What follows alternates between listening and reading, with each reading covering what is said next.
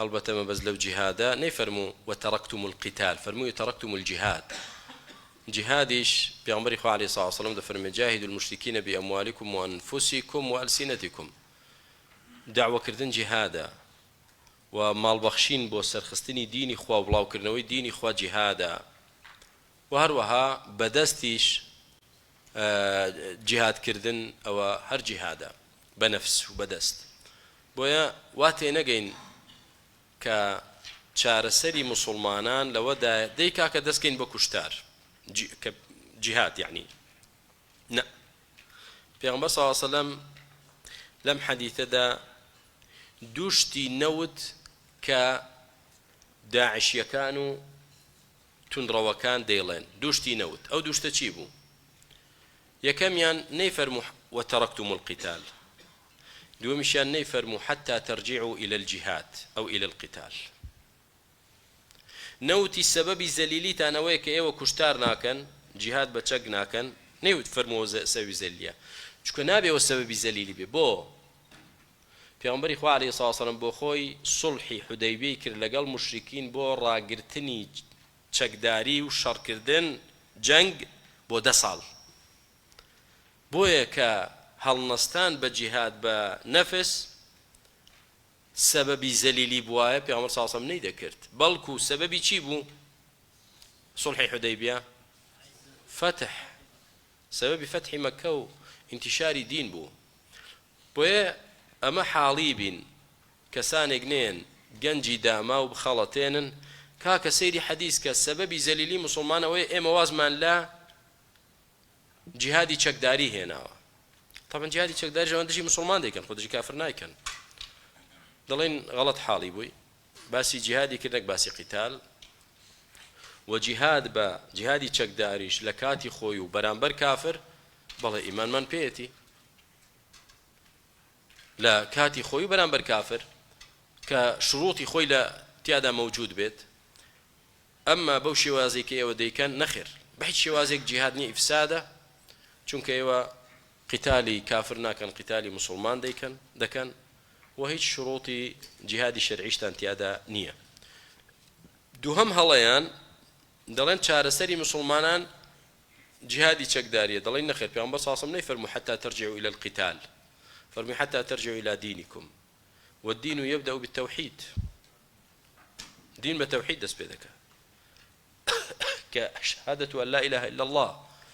دواتر دين سنة شوێنکەوتنی محمد عليه الصلاة والسلام وأشهد أن محمد رسول الله، انجا عبادەتەکانی تر و ئەرکانەکانی تر. کەواتە خەڵک بگەڕێتەوە بۆ دینی خوا، ئەوە چارەسەرە. وەرن خەڵک فێری دینداری کەن، فێری تەوحیدی کەن، فێری سنەتی کەن. ئەوە سەبەبی لادانی زەلیلیە لەسەر موسڵمانان، نەک یاڵڵا دەی خەڵک هاندن بڕۆن بە جیهاد کەین لەگەڵ کەسانێکی تیرۆریست و نەفام کە بوون بە بەڵا بە ئومەی ئیسلامی و زەرەریان سەدقاتی قازانجیان بوو. حديث سيهم عن عبد الله بن مسعود قال خط لنا رسول الله صلى الله عليه وسلم خطا ثم قال هذا سبيل الله، ثم خط خطوطا عن يمينه وعن شماله، ثم قال هذه سبل متفرقة على كل سبيل منها شيطان يدعو إليه، ثم قرأ وأن هذا صراطي مستقيما فاتبعوه ولا تتبعوا السبل فتفرق بكم عن سبيله. فرموي عبد الله كريم مسعود فرمي پیغمبر خو عليه الصلاه والسلام خطي چی چشا لسر زوی سر خول لم هرچی بو فرمي او خط راسته و رگای خو انجا چند خطي چی بچوچی للای راست و للای چپی او خط راسته نا و راست چشا و فرمي اوانا هميان ريچكي متفرق ليكجياو دش بيكن هەر یەکەی بەلایەکت دادەبات، بەڵام یەکشت کۆی کردوونەتەوە چییە؟ على كل سبيل منها شيطان يدعو إليه، لەسەر هەر یەکێک لەو ڕێچکانە شەیطانێکی لەسەرە و خەڵکی بۆ بانگ دەکات. جا ئەم ڕێچکانە ئیسلامی بنیا عەلمانی، شەیطان لەسەریەتی و بانگت دەکات. بۆ غەیری ڕێبازی تەوحید و سنەت، غەیری ڕێبازی ئیسلام، ئەو ئیسلامەی کە سەحابە لەسەری بۆ ڕزای خۆی گەورەیان لێبێ ئەگەر بە ناوی دینداریشەوە بێ شەیطانێکی لەسەر و بانگت دەکات چونکە شەیطان حەز دەکات تۆ بیتە خەوارج شەیطان حەز دەکات بیتە معتەزیلە شەیطان حەز دەکات بیتە گۆڕپەرست شەیطان حەز دەکات بیتە کەسێکی خەواریجی قەعەدی کە دانیشتووی لە ناوشاری موسڵمانان بەڵام خەڵکی هان دەدەیت بۆچی بۆ کاولکاری و بۆ فکری تەکفیری و تیرۆریستی وەکو حاڵی زۆرێک لە حیزبە ئیسلامیەکان طبعا زۆرێک لە ئەندامەکانیان دەڵم ئەجینا ئەسڵی فکرەی حیزب ئەوە لە دینی خوادا نییە و ئیسلام پێویستی بەوە نییە بەڵێ اینجا مایەتەی خوێندەوە وأن هذا صراطي مستقيما فاتبعوا أمر رجاء راستي من شويني كون بۆی براکانم لە ئیسلامدا یەک ڕێگا هەیە هێشتا دەبینی ئەم هەموو حیزبە بە ناوی ئیسلامەوە ئەمە چییە ئەمە چی لەکوێتان هێنا ئەرێ دروستە کۆمەڵێک بۆ نمونە قوتابخانە بکەینەوە کۆمەڵێک کولیات بکەینەوە کۆمەڵێک مستەشفا بکەینەوە دروستە ئەی بۆ دروست نییە ئاساییە ئەی دروستە کۆمەڵێک حیزب ئەویش بەڵام تێبگەنەوە کۆمپانیان مەسلحەت و بەرژەوەندیان دەست دەکەوێت ئەجینا بڵێ وەڵا دینی خوا لەو کارە ڕازیە حاشا وەکەلا بڵێ دینداریە بەخوا دینداری نییە کۆمەڵە کۆمپانیایە خۆیان ئیستیفادەیەکی لێ دەکەن و خەڵکی داماویش ئەوەی کە سادەیە خەڵەتاوە دەزانێت بەڕاستی ئەمە خزمەتکردنە بە دینی خوا بەڵام حەقیقەتەن زەرەردانە لە دینی خوا نەک سوودگەیاندن بە دینی خوا دینی خوا یەک سیڕاتە کۆمەڵێک سیڕات نییە دینی خوا وەحدەتی مسڵمانانی دەوێت یەک ڕیزی مسڵمانانی دەوێت نەک پارچە پارچەی مسڵمانان ئەم هەموو گروپ و ئەم هەموو پارچە و حیزب و تاقمەیە چییە خوا گەورە لەو شتە ڕازی نییە مسڵمانان دەبێت یەک پارچە بن ئەجا کێشەش چییە کێشەوەیە کەس ئامادە نییە تەنازول لە ئەمارەت و لە ڕیاسەتی خۆی بکە بۆ دەڵێگە بێت و من لەگەڵ فلان جیهەتی تر یەک بگرم ئەو کاتە منسەبەکەم دەکەوێتە لە تەقەوە ئایا دەبێت من سەر هەر بەسەرکردەی بمێنمەوە یا ئەوی تر ئەگەر من بمە جێگر قبوڵم نییە ئەوی تش دەڵێ منیش بمە جێگر قبوڵم نییە کاتە کورە لێی گەڕە هەردووکمان وەزعمان باشە هەردووکمان سەرکردەین و ئیشەکەمان چاکە بۆیە برام ئیسلام پێویستی بەوە نییە إنما المؤمنون إخوة مسلمانان همو براي يكن ودبي يك بارشبن ولا تتبعوا السبل فتفرق بكم عن سبيله وتمان شوين كوتني هر حزبك طبعا كدلين بناوي دينوا أو ضربي جوري إلى دين تنا بارشة مسلمانان بهيج لونك وهيج ناويك دروزنيا إسلامية علماني بەڵام بەناوی دینەوە فێڵ مسلمان بکرێ ئەوە کاریسەکەی گەورەترە بۆچی دەڵێن دروست نییە خوای گەورە دەفەرمێ وەلا تتبعوا السبل پەروەردگار دەفەرمێ شوێن ئەو ڕێچکانە مەکەون ئەی بۆ ئەگەر شوێنی کەوین چییە نەتیجەکەی چییە فتفرق بكم عن سبيله لەکوێ لاتان دەدا لە ڕێگاکەی خوا لات دەدا قەسەمەن بالله وایە بۆیە نابینی کەسێک لە حیزبێکدا بێ و چاوی هەڵبێت بە هەموو سەبیلی خوا بە هەموو ئاەت و حەدیسەکان چاوی هەڵبێت و دڵی پێخۆش بێت نە ئیلا هەر ئاەتێک حەدیسێک تێک بگیرێت لەگەڵ سیاسەتی حیزبەکەی ئەوەی بەدڵ نییە چاوی پێی هەڵنایەت پێی خۆش نییە ئەوە ینی پێ خۆش نییە دەڵێ مسلمانم لەسەر ڕێگای خۆم بەڵام ئەو فەقەرە نەوەڵا ئەویان نە ئەوە ینی بەدڵ نییە فتفرق بكم عن سبيله لاتان دەدا و کە ڕسمەکەش بێنەوە پێشچاوی خۆمان ئەو خەتەی کە پێغەمبەر صلی الله علیه و سلم کێشای خەتێکی ڕاست و چەند خەتێکی تر لە ڕاست و چەپ خەتە ڕاست و چەپەکانی تجاهیان جیاوازە ئێستا کاتێک سیارەیەک دەڕوات لەسەر یەک جادە ڕێگا دوایی دەبێتە سێ ڕێگا ڕێگایەکی هەر ڕاست دەڕوا ڕێگا فەرعێک بە ڕاست و فەرعێک بەچەپ دەکرێ بڵێ ئەم سیارە لە یەک کاتدا لەسەر ڕێگای ناوەڕاستیشە و لەسەر ڕێگای لا ڕاستیش دەژڕوا ناکرێ فتفرق بكم عن سبيلي لەکوێ لات دەدا کە لای ڕاستت گرت کە ڕێگای لای ڕاستت گرت ئەوە ڕێگای ناوەڕاست ناتوانانی لەسەری بڕۆی کە چەپیشت گرتی سەهار ناتوانانی لەسەری بڕۆی بۆیە درۆیە ممکن نییە مستحیلە تۆ مبتدع بیت منحرف بیت لە هەمان کاتیشدا چی بی سنی بیت ممکن نییە السنة والبدعة لا تجتمعان من وجه يعني ليك كادا ليك حالة دا سنيش بي مبتدعش بي نابد دەکرێ يعني لا چەندشتێکی جیاوازدا تەماشا دەکەی وەکو تۆ ڕیشی هەیە ئێ دەڵێن ئەمە ینی سنەتە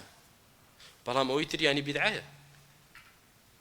وەکولی کابرا بڵێنەوە ئەهلی سنە نەخێر ئەهلی سنە نییە کەواتە براکانم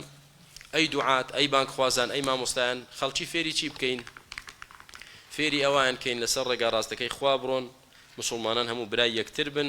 پارچە پارچە و تەفرەقە لە بینیاندا نەبێ شوێن هیچ ڕێچکە و پێچکەیەک نەکەوین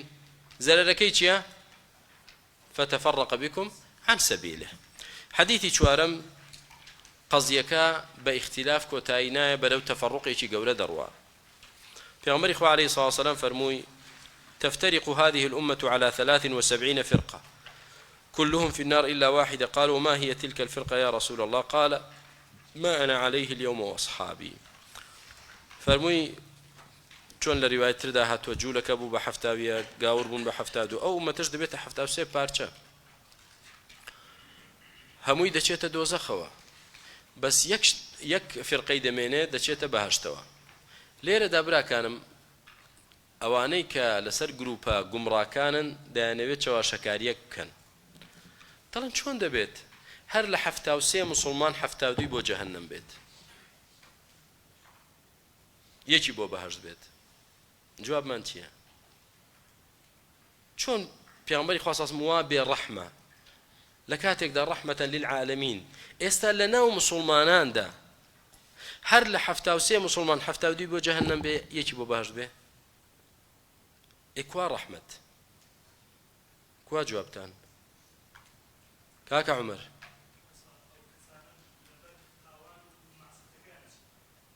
نو كلا كاكا هوا والله قد يكز لحفته ودو زيادة جنيا كاكا من عبد الله كلا برايمن كلا چۆن دەبێ حەفتا دوی بۆ جەهەنەم بێ یەک مسلمان بۆ بەهەشت بێ كلا برای من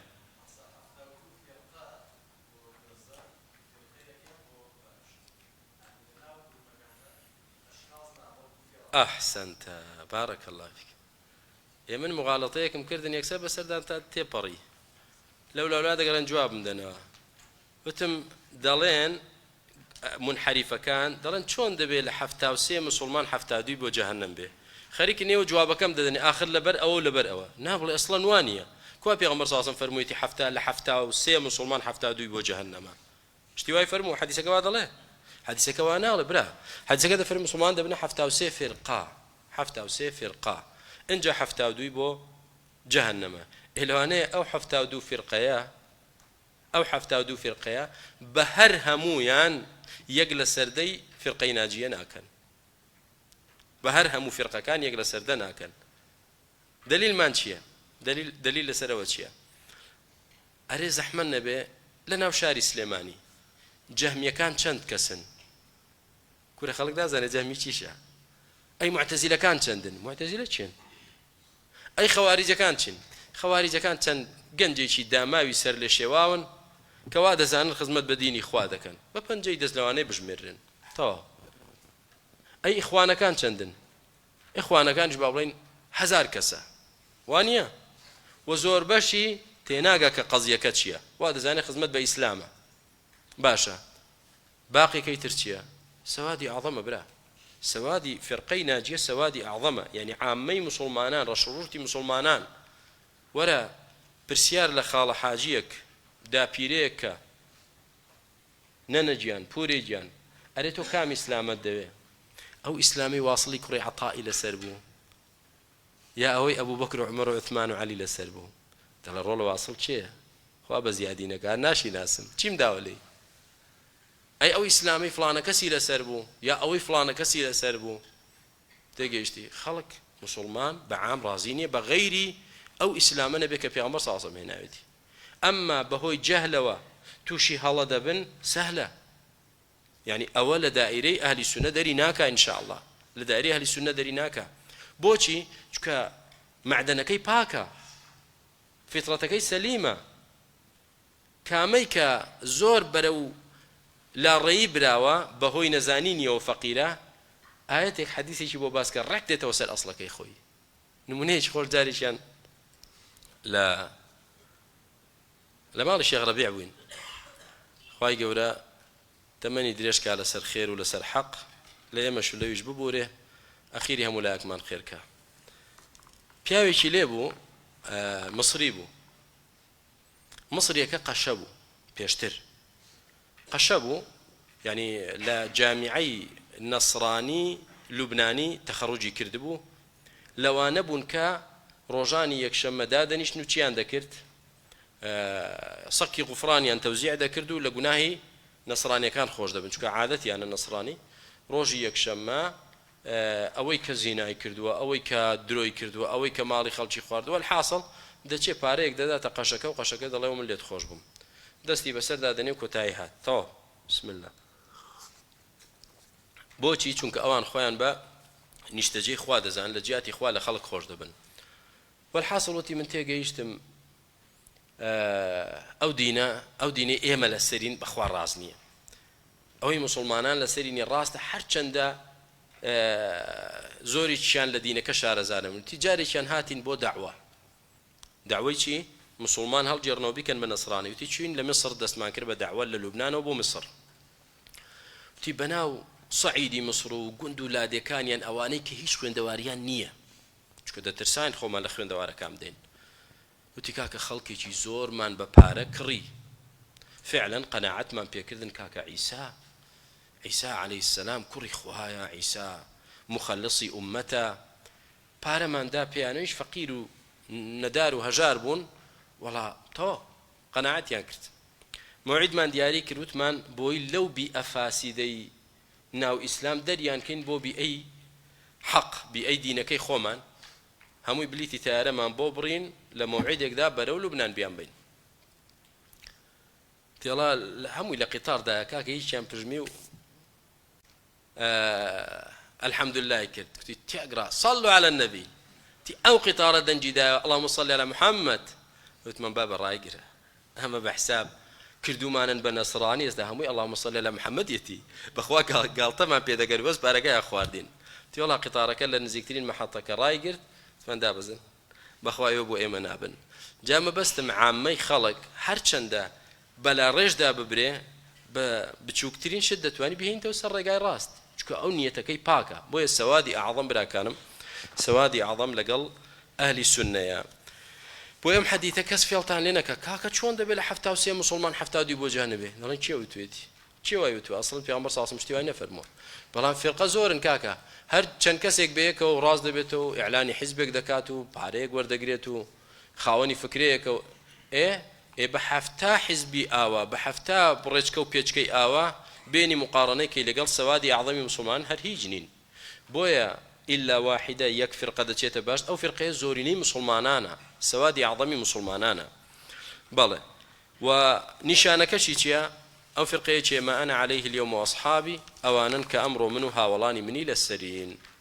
ئەوانن کە لەسەر ئەو ڕێگایەن کە من و هاوڵانم لەسەرینی کەواتە ئەمە زۆر گرنگە تێبگەی ئەی مسلمانان دەزانی مسلمان بەچی ڕزگارت دەبێ کە دینداریەکەی تۆ وەکو ئەو دینداریە بێ کە پێغەمبەر صلی الله علیه و سەحابە لەسەری بووە ئەو دینەی کە ئەوان لەسەری بوون دینداریەک مەکە کە من بۆ دابڕێژم بە ئیجتیهاد و بۆ چوونی من مەکە براکەم دائیمەن پرسیارکە بڵێ پێغەمبەری خوا صلی الله علیه و سەلەم چی کردووە و چۆن عیبادەتی خوای کردووە و سەحابە چۆن بوون ئەوە حەقە کەواتە ئەم حەدیثە تێمان دەگەیەنێ کە دینی حەق ئەوەیە کە پێغەمبەر صلی الله علیه و سەلەم و سەحابە لەسەری بوون أمش فرقي ناجية حديثي بينجم عن حذيفة بن اليمان قال كان الناس يسألون رسول الله صلى الله عليه وسلم عن الخير وكنت أسأله عن الشر مخافة يدركني خلشي برسياري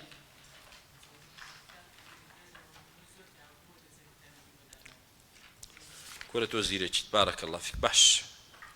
حديثي الششم حديث بينجم دخينا درسك دواتر توابزم لمن ناقري ماشي. حديث حوتام عن ابن عباس قال خطب رسول الله صلى الله عليه وسلم الناس في حجة الوداع فقال يا أيها الناس إني قد تركت فيكم ما إن اعتصمتم به فلن تضلوا أبدا كتاب الله وسنتي. فرمي أي خلشينا في عمر صلى الله عليه وسلم لا حجي مال أواي وتاري داو بخلشي ود أي خلشينا من شتێکم لەناو ئێوەدا جێهێشتووە ئەگەر دەستی پێوە بگرن قەت گومڕا نابن کتاب الله وسنتي چی و چی کتابەکەی خوا و سنەتەکەی خۆم یعنی قورآن و حەدیث ئەگەر دەستی پێ بگرن قەت گومڕا نابن. کەواتە ما العصمة من الضلال الاعتصام بالكتاب والسنة. مانع و پارێزەرت لە گومڕابوون چییە کە تۆ دەست بگری بە قورآن و سنەتەوە گومڕا نابی برای من دەست بگری بە قورآن و سنەتەوە گومڕا نابیت. باشە ئاخر قورآن و سنەت چۆن لێی حاڵی بین دەڵێن بەو شێوەیە لێی حاڵی بە کە سەحابە لێی حاڵی بوون. ئەمەش وە نەبێ شتێکی معقد بێ وە کولی ئایەتێک و کولی حەدیثێک تۆ بڵێ ئادەی بزانم ئەبوو بەکر و عومەر چیان وتووە. نا شتێک کە ماناکەی نادیارە مەثەڵەن کە ماناکەی ڕوون نییە. ئەمما خوای پەروەردگار دەفەرمێ الحمد لله رب العالمين كاك بابزان الحمد لله رب العالمين يعني ديارة الرحمن الرحيم مالك يوم الدين إياك نعبد وإياك نستعين لمسألة يقدا بويا أم قضية بالي حالي بين شون ذكر في عمر صلى الله عليه وسلم بفرمه كتاب السنة كسي دستيان في بقري قمرانا به للا يشتري شو بلين كتاب السنة بيوستي بفهم سلف هيا بو أويك بجواني لي حالي بين طلين ظاهري قرآن السنة بالجملة مفهومة يعني كسي عربي بزانه مفهومة الحمد لله تيدقات أويك لي حالي نابيت دلين دقرين وبوتشي فهمي سلف صحابة تابعين شون لي حالي بون أويك خلاف لسري دروز دبي بقريوه شكو پروردگار من بيمان دفرميتي فإن تنازعتم في شيء فردوه إلى الله والرسول كنزاع هبو دقرين توبوتشي بقرآن والسنة أو أصله أصل ترازوي إما قرآن وسنة قرآن وسنة باشا أيك لشتيك دا قرآن وسنة تيدا جيت معناكي بعربية واضح أشكرا رونا وهيج نارونية تيدانيا تواو إيشي بيبك بقرآنك وبحديثك ما وستلسر أو يبزاني زيد تشيوتوا يا عمر تشيوتوا خواهي قرد فرمي فاسألوا أهل الذكر تشكات إن كنتم لا تعلمون أي كتين جيشتي لآياتك لحديثك نا استا برسيارك كبرسيار دك من برسيار لعالمي أهل السنة دك برسيار لكسك دكم كفهم سلف صحابة تابعين بيبلا برسيار لكسك ناكم كرابو تشونو سياسة خوين بيبلا نا صحابة لم آيات دك مشكلة كرونية بلاي زورك لخلق وتشيا دلي الصحابة أوان فرموا مثلا الرحمن على العرش استوى هالير دا دلين بزانين سلف چۆن تفسيري استوایان کردو وانە بەڵام خوا گەورە فەرمێ واقیم الصلاة کاکە ڕاوەستی نابێ بڵێ یعنی نوێشکە دەبێ با بزانین سەلف چی وتووە برامە مەڕوونە واقیم الصلاة نوێشکەن وآتوا الزەکات زەکاتەکەتان بدەن بۆیە قورئان و سنەت خۆیان کافین ئینسانی مسلمان دەستی پێوە بگرێت ئەمما ئایەتێک یا حەدیثێک ماناکەی مشکلە یا حمال الوجوه ئێمە دەڵێن کام وجهە اختیار دەکەین ئەوەی کە سەلەفی صالح لەسەری بوون بە بەڵگەی چی بە بەڵگەی حەدیثی هەشتەم کە ئەبوو هورەیرە ڕەضای خوا لێ بێ فەرمووی پێغەمبەری خوا صلی الله علیه و سەلەم پرسیاری لێکرا ئەی الناسی خەیر چێ لە خەڵکی خێرترینی خەڵکیە باشترین خەڵک چێ بوون فقال أنا باشترین کەس پێغەمبەر صلی الله علیه و سەلەم والذين معي وأوانش كلقل منن يعني صحابة ثم الذين على الأثر پاشان ئەوانەی کە لەگەڵ منیش نەبوون منیشیان نەبینی و بەڵام لەسەر شوێنەواری من ڕۆیشتون من و هاوڵانم لەسەر سنەت و ڕێبازی من و سەحابە ڕۆیشتون ثم الذين على الأثر ثم الذين على الأثر ثم كأنه رفض من بقي دوای ئەوە هیچ ئێستا دیقەت دێ أنا والذين معي أما عصر نبوة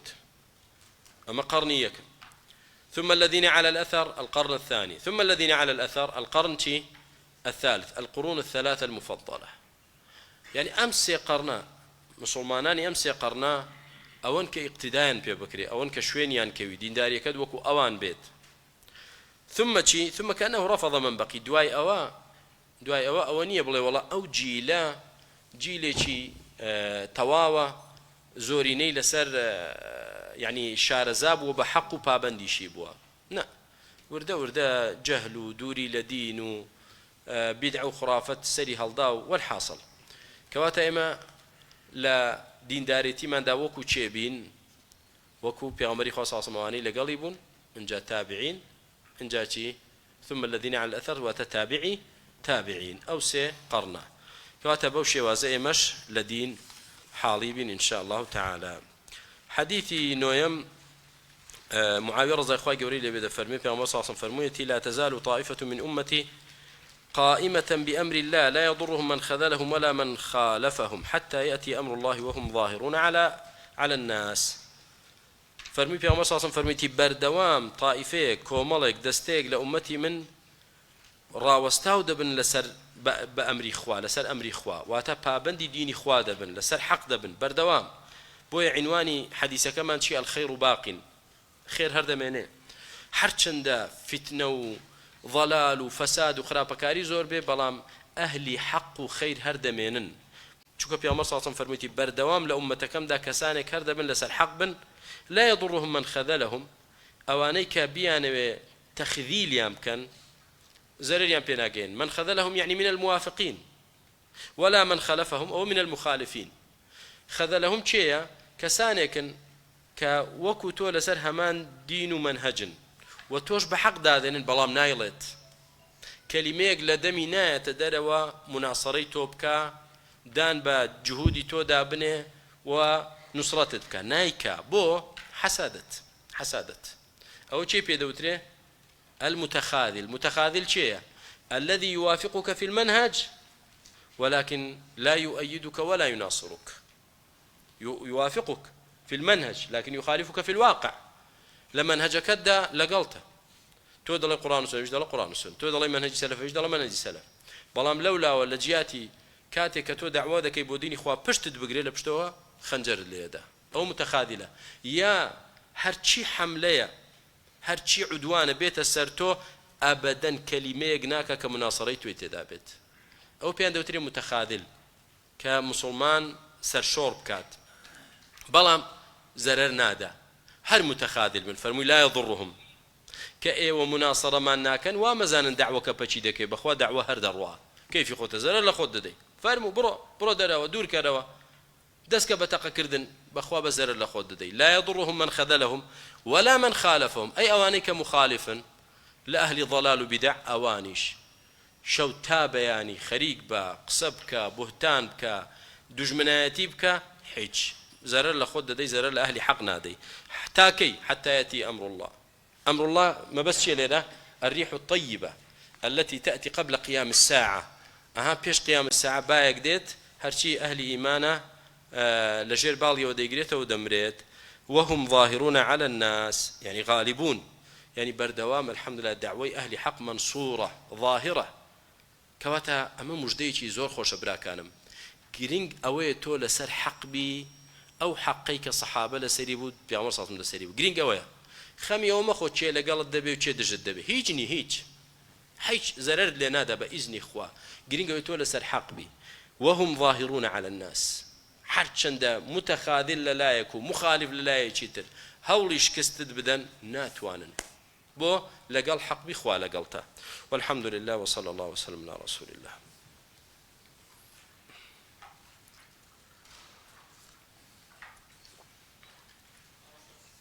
جان